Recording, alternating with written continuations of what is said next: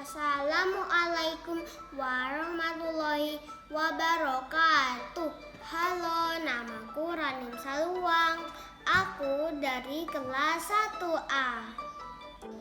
Hari ini aku akan menimbang dua benda di rumahku. Alat-alat yang dibutuhkan adalah kantong plastik, gantungan baju, dan koin.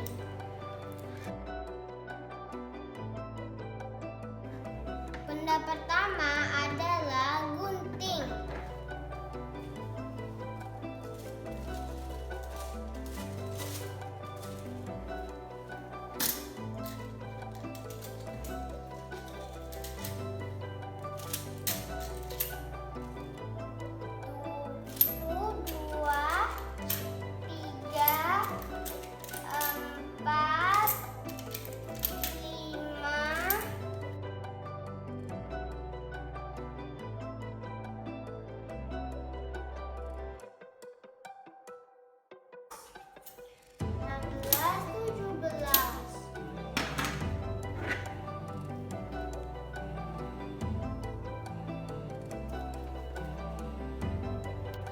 Benda kedua adalah penghapus papan tulis.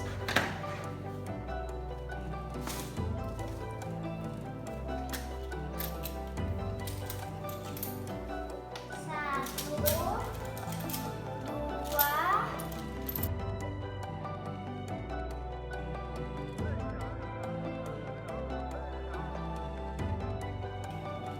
sebelas.